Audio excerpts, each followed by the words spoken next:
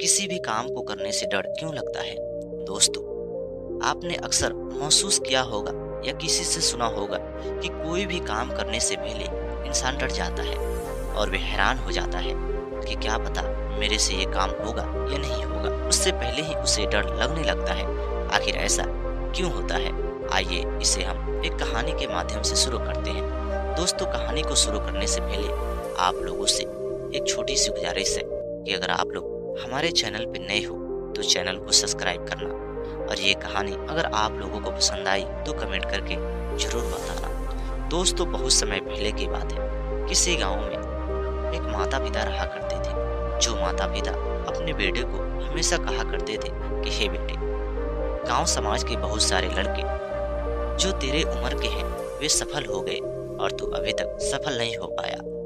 तभी वो लड़का को वे लोग तरह तरह के काम बताया करते और कहा करते, लेकिन वो लड़का उस काम को नकार देता। जब घर परिवार के लोग उसे बहुत ज्यादा तंग करते, उसे परेशान करते और कहा करते कि तुझे ये काम करना ही चाहिए, तभी वह अपने माता पिता को बात मानता और उनके साथ वह काम करने चला जाता। जब वह माता पिता के बात मानकर काम करने चला जाता और वे 1 से 2 दिन वह काम को करता, उसमें उसे बहुत ज्यादा डर लगने लगती।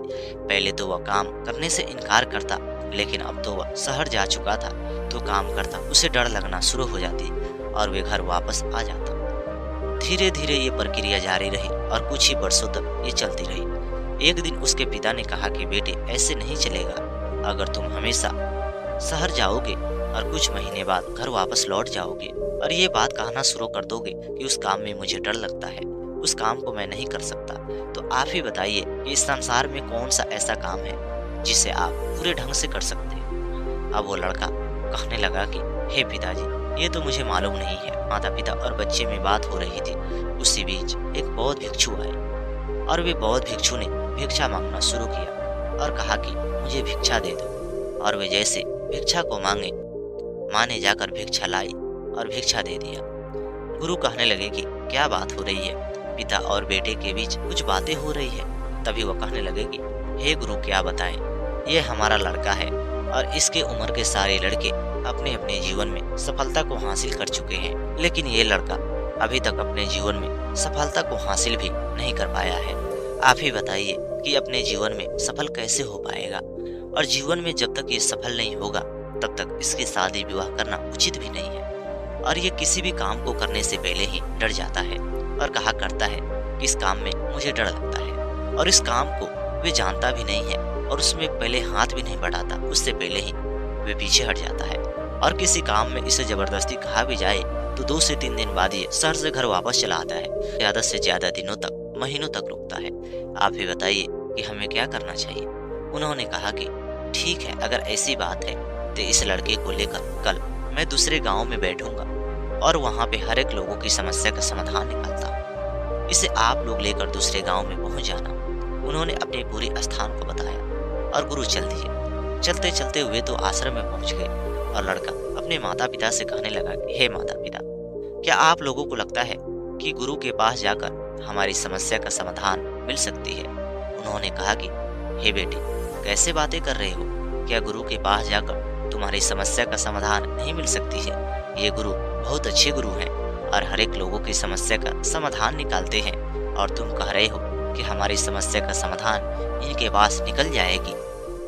तभी वह कहने लगा कि हे माता पिता, मुझे लग रहा है कि इस बूढ़े व्यक्ति से मेरी समस्या का समाधान नहीं निकल सकती, क्योंकि मेरी समस्या बहुत बड़ी समस्या है, और मुझे उन लोगों के पास ले चलो जो जादू टोने जानते होंगे, क्योंकि मुझे लग रहा है कि मेरे ऊपर किसी भूत प्रेत का आस हो चुका है या किसी ने मेरे ऊपर नजर लगा रखा है। माता पिता कहने लगे कि बेटे, तुम्हें शांत होने की आवश्यकता है, तुम्हें कहीं भी नहीं जाना है और हम लोग तुझे जहाँ पे लेकर चल रहे हैं वहीं पे तुझे जाना होगा।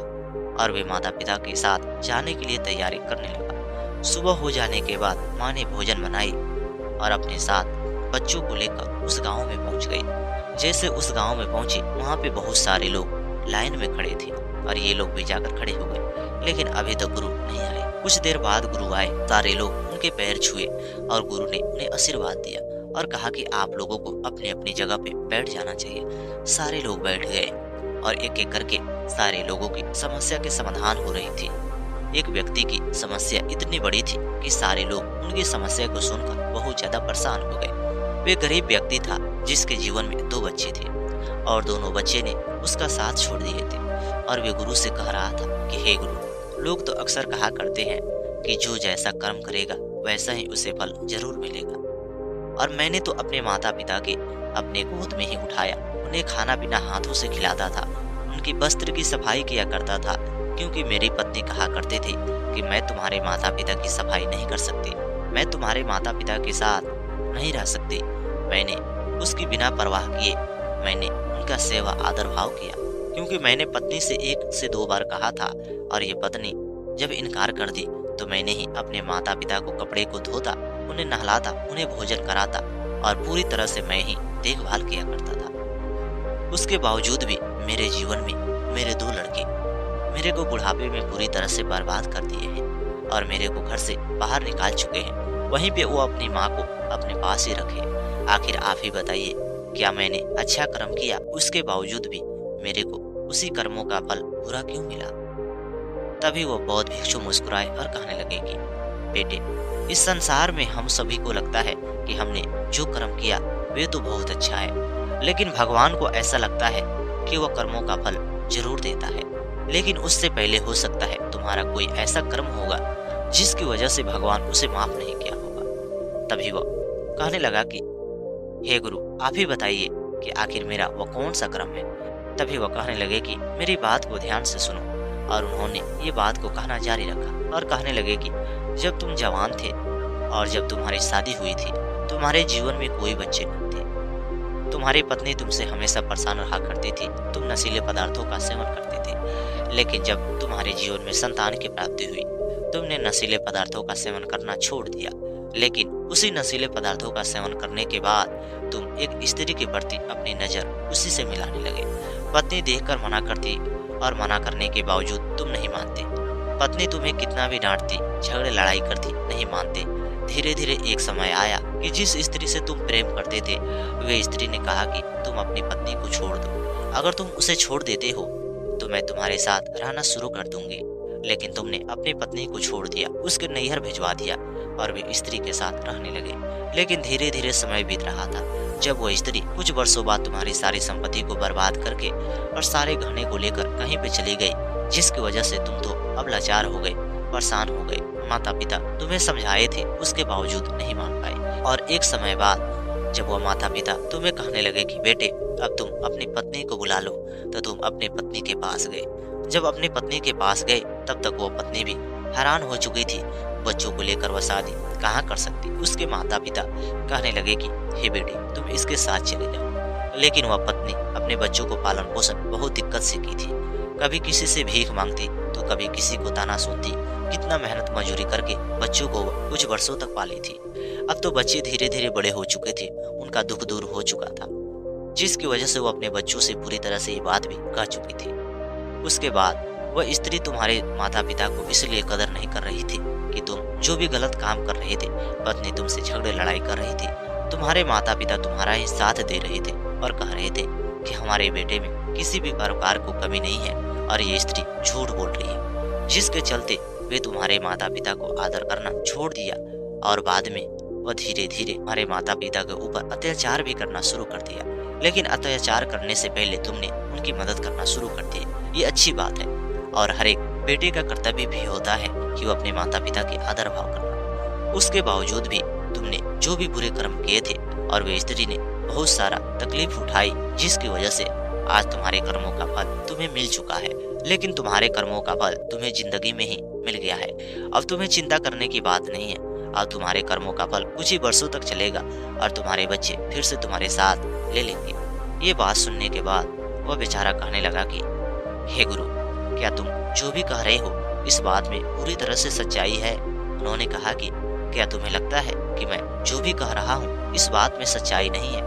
तभी वह कहता है कि मुझे तो लगता है इस बात में सच्चाई नहीं है, क्योंकि हमारे बच्चे हमसे बहुत ज्यादा नफरत करते हैं। उन्होंने कहा कि देखना, एक दिन तुम्हें जरूर अपने घर वापस लेकर जाएंगे। ये बात होने के बाद धीरे धीरे और सारे लोगों की समस्या का समाधान होता रहा। जब ये लड़का आया जो किसी भी काम को करने से पहले ही डर जाता था, उसकी समस्या का समाधान को जब उन्होंने कहा कि इस समस्या का समाधान एक ही है कि इसे अपने जीवन में लक्ष्य पता नहीं है। जब इसके जीवन में लक्ष्य पता होगा कि मुझे अपने जीवन से क्या चाहिए, क्यों चाहिए, तब ये जाकर किसी भी काम को अच्छे से कर लेगा। नहीं तो ये बार बार हर एक काम के लिए करने से डरता रहेगा और इसके जीवन में किसी भी चीज की कमी नहीं है, जिसकी वजह से इसे कोई भी काम करने से डर लगता है। ये बात सुनने के बाद माता पिता घबरा गए और कहने लगे कि हे गुरु, आप क्या कह रहे हो? आखिर हमारे जीवन में बहुत सारी चीजों की अभी भी दुख है, तकलीफ है, हमारे पास वो चीज अभी भी मौजूद नहीं है और तुम कह रहे हो कि इसके जीवन में किसी भी चीज की कमी नहीं है। उन्होंने कहा कि देखो, अगर तुम लोगों के जीवन में या इसके जीवन में खाने पीने की दिक्कत होती या किसी भी चीज की दिक्कत होती तो उस दिक्कत को पूरा करता, लेकिन यह दिक्कत नहीं है जिसकी वजह से आज ये कोई काम नहीं करता है और ये बहाना बनाता है कि मुझे डर लग रहा है। इसके अंदर ऐसा कुछ भी नहीं है। अगर ये काम को करता रहेगा, धीरे धीरे उस काम में इसे सफलता मिल जाएगी और सफलता इस कदर मिल जाएगी कि आगे अमीर बनता चला जाएगा। ये बात सुनने के बाद माता पिता कहने लगे कि लेकिन ये तो हम लोगों से हमेशा कहा करता है कि हमें किसी भी काम को करने में बहुत ज़्यादा डर लगता है, हमें वो काम नहीं करना है, तो आप ही बताइए हम लोगों को क्या करना चाहिए? उन्होंने कहा कि मैंने बताया कि आप लोगों को घर में किसी भी चीज़ की कमी नहीं है। उन्होंने कहा कि कमी तो बहुत सारा है। उन्होंने कहा कि उस कमी को कमी नहीं कहा जाता। अगर कमी होता, सच में तुम्हारे घर पे भोजन नहीं होता, आज तुम्हारे घर में भोजन मौजूद नहीं होता, तो तुम लोग जाकर कोई ना कोई काम करते और ये लड़का भी जाकर काम करता। इसे पता है कि चलो खाने पीने की सामग्री हमारे जीवन में मौजूद है और जब तक ये कमी होगा तब तक मैं कोई ना कोई काम जरूर कर लूंगा, लेकिन कम से कम इसके जीवन में आप लोगों को कोई ना कोई काम करवाने से पहले इसके जीवन में लक्ष्य को तय करवाना होगा। इसके जीवन में ये बताना होगा कि आखिर तुम अपने जीवन में क्या पाना चाहते हो, क्या हासिल करना चाहते हो, उसे लक्ष्य बनाओ, उसके बाद ये काम करना शुरू कर देगा। लड़के ने कहा कि हे गुरु, लेकिन मुझे कोई भी काम करने से पहले ही डर लगना शुरू हो जाता है। गुरु कहने लगे कि उस काम को अपने जीवन में लक्ष्य बनाओ, उसके बाद उस काम को जाकर कहीं पे सीखो, उसके बाद तुम्हें डर लगना बिल्कुल दूर हो जाएगा। बिना सीखे उस काम को करोगे तुम्हें डर तो जरूर लगेगा। उन्होंने जब ये बात को बताया, वे लड़का अपने घर पे आया। आने के बाद अपने माता पिता से मिला, अपने दोस्तों के पास चला गया। वे काम को करता लेकिन बहुत ज्यादा डरता, लेकिन धीरे धीरे उस काम में उसे सफलता मिलना शुरू हो गई। जब वह काम कुछ वर्षों के बाद उसने पूरी तरह से सीख लिया, तब उसे पता चला कि मैं क्यों डर रहा था। उसे लगने लगा कि मैं घर पे बहुत ज्यादा दिनों तक मौजूद हो गया और मुझे लगने लगा कि मेरे को भोजन पानी तो मिल ही रही है, सब कुछ मिल रही है और मैं पूरी तरह से अपने माता पिता पे निर्भर हो गया, जिसकी वजह से अब मैं बहाना ही ढूंढ देता और मेरा मन हमेशा बहाना ढूंढता और मेरे से कह देता कि ये काम में बहुत ज्यादा नुकसान होने वाला है, जिसकी वजह से आज मैं इस हालात में पहुंच चुका हूँ। और वे जाकर गुरु को धन्यवाद देता है। जैसे वो गुरु को धन्यवाद देता है, उसके पीछे वह बूढ़ा व्यक्ति भी पहुंच जाता है और कहता है कि हे गुरु, आपका बहुत बहुत धन्यवाद। आपने जैसे कहा ठीक उसी प्रकार हमारे बच्चे आज मेरे को अपने घर लेकर चले गए और मेरे को अपनी पुरानी गलती का एहसास हुआ, जिसकी वजह से आज मैं आपको धन्यवाद बोलने आया हूँ। गुरु कहने लगे कि तुम्हें तो मेरे ऊपर विश्वास नहीं हो रहा था, लेकिन आज तुम्हें मेरे ऊपर विश्वास हो गया, क्या तुम्हें मेरे ऊपर और भी विश्वास करनी चाहिए? तभी वह कहने लगा कि हे गुरु, अब तो मैं आपके ऊपर और ज्यादा विश्वास करूंगा। तभी उन्होंने कहा कि ठीक है, आप जा सकते हो। और उस लड़के को कहने लगे कि बेटे, याद रहे किसी भी काम को करने से पहले कोई भी इसलिए डर जाता है क्योंकि उस काम के बारे में उसे पता नहीं होता है और वे काम वह किस लिए कर रहा है। अगर वे सब उसे पता हो तो उसे कभी भी डर नहीं लगेगा। दोस्तों, उम्मीद करता हूँ ये कहानी आप लोगों को पसंद आई होगी। अगर ये कहानी आप लोगों को पसंद आई होगी तो कमेंट करके जरूर बताना और हमारे चैनल पे नए हो तो चैनल को सब्सक्राइब करना।